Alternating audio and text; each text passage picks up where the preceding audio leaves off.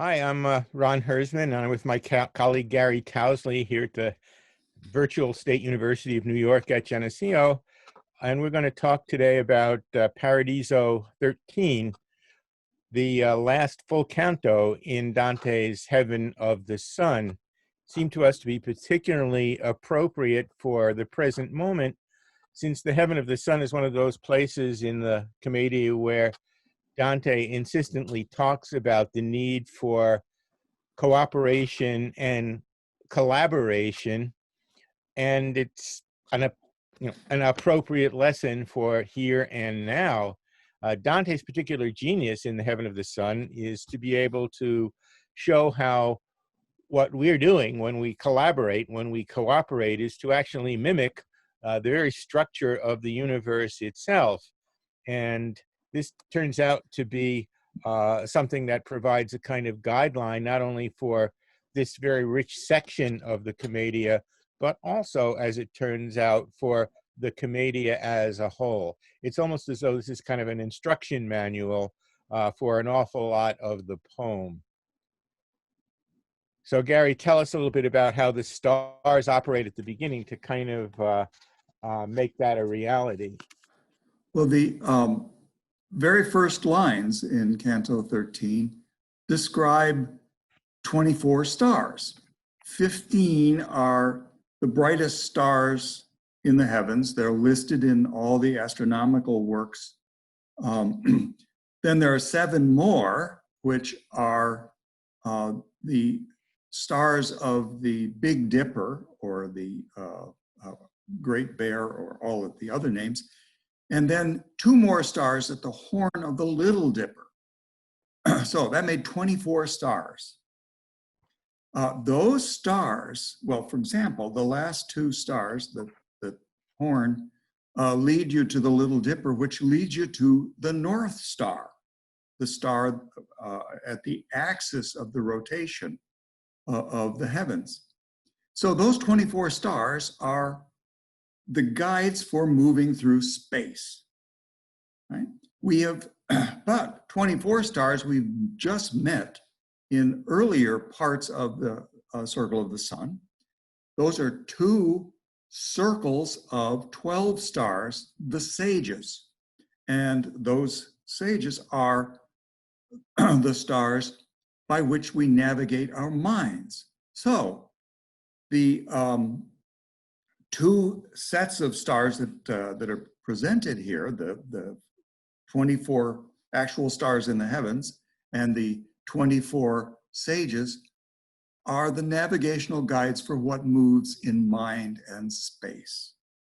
And so we have, right at the beginning, an echo of what Dante has been saying to us all along. Be careful if you're following me, and know how to navigate. And so that's what this rather odd beginning of the canto talks about, guides to navigation.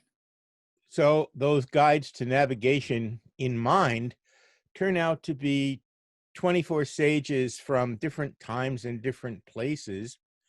What they have in common is that they are all there as kind of a frisky academic department, or maybe better than that, an academic college.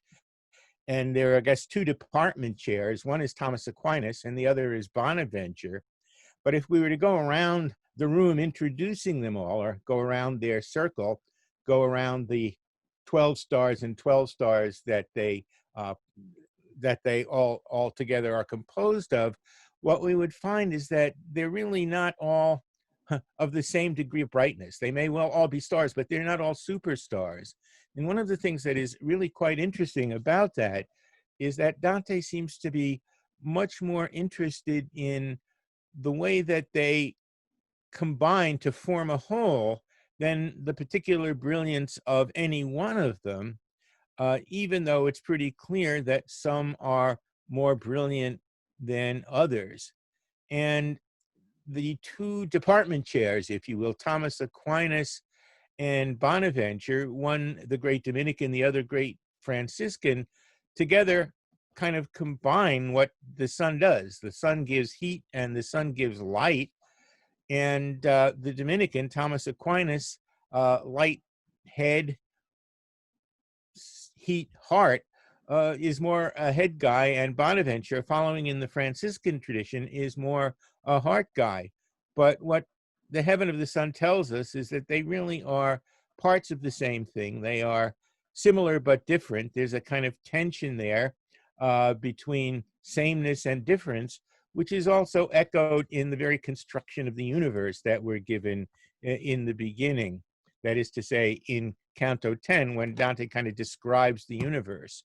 So here, we're in the last full canto that deals with these issues, that deals with the relationship between head and heart, that deals with the relationship between mind and space.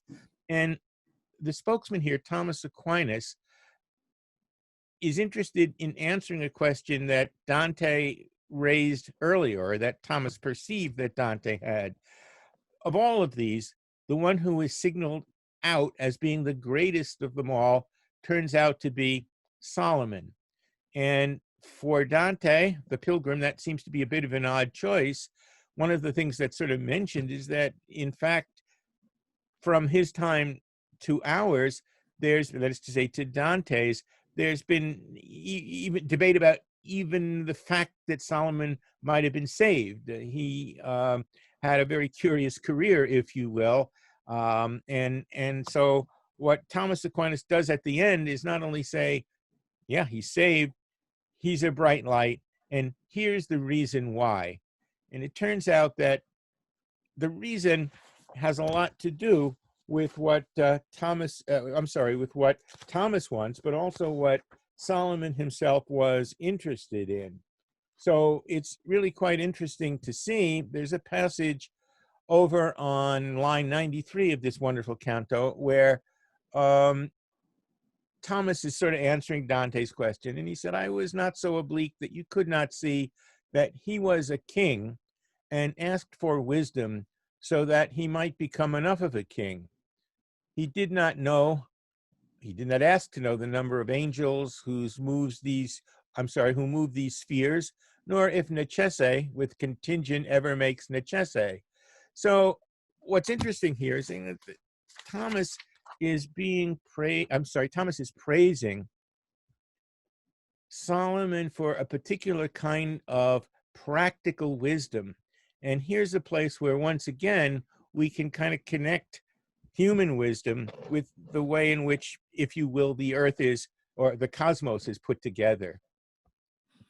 Yeah, we in Kings, Solomon asks for the wisdom necessary to rule a great people, and he is certainly granted that. But what kind of wisdom is that?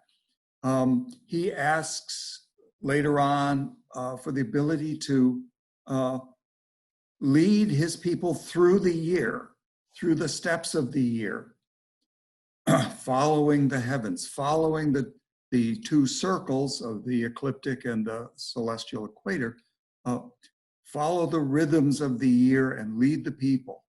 He appoints someone to be in charge at that kind of level once a month, every month through the year. So his wisdom is not just sort of political wisdom, but it's a kind of cosmological wisdom. It follows what the universe is showing him. He is using those stars to navigate. And so once that's established, what Thomas says to Dante is that maybe if you were paying close enough attention to make the right distinctions, you could have gotten that on your own. But it's important that you sort of learn to think things out before you come to your conclusions. And there's a really interesting lesson that he presents to Dante, and I think by implication that he presents to us, that is of particular relevance, I think, in our moment in time now. He says, let this always be like lead on your feet to make you move slowly like a weary man toward a yes or no that you are not sure of. For lowest in rank among fools is the man who, without drawing any distinctions, affirms and negates in one case and another. The reason being that hasty opinions often put one in error, and then emotion shackles the intellect. That's worth saying a little bit about, right? The part about, do your homework before you come to an opinion, that makes an awful lot of sense. But Thomas also is, I think, very, very shrewd here in talking about the psychological effects of coming to an opinion without doing your homework. It turns out that we will argue our opinion precisely because it's ours, precisely because in some way holding to our identity turns out to be something that is very, very hard to give up. In other words, we are what we believe and are therefore maybe not going to be inclined to listen to reason as much as we ought to. And I think that once again, in terms of contemporary political discourse, that's a lesson that really does resonate in our own time. And so he goes on there to talk about the fact that a lot of times we make our judgment without knowing how the story is going to end up. And that's a very bad thing to do because it suggests that we're kind of in a position to play God when we don't really know enough, when the evidence is really not good enough for us to hold what we say. And so in doing that, at the end, what I think he's presenting us with is some wonderful advice for our own time. And I think that kind of advice is studied, is just all through the Heaven of the Sun. I think as a kind of roadmap for how to best engage our intellect. This is a remarkable series of cantos. Yeah, I'll just mention right at the beginning of 10, when you're told to look at the up at where the sun was and where the stars were, you're looking at the two circles, the celestial circles of the equator and the ecliptic, and they're at just the right angle, just the right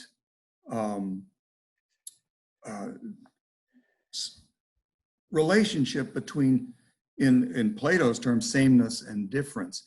And again, that is right at the beginning of the canto, a model for how one moves in mind and space.